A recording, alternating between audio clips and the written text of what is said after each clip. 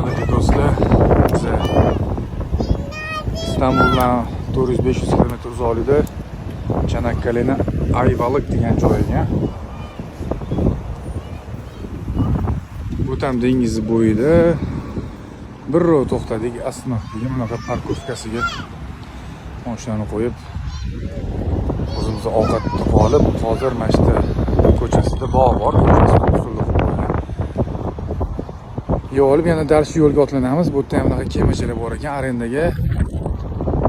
Narxlarni demlamay, как раз mana quyosh botishiga zo'r paytga to'xtamiz. Bu kichkinagina как-то shaharcha Ayvalık degan. Juda ham chiroyli joylarga.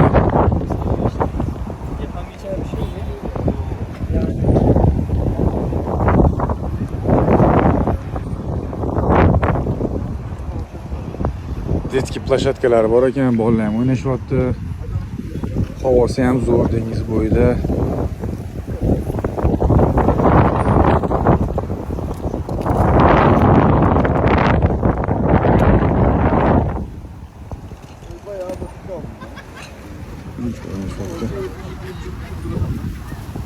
Bolalar ham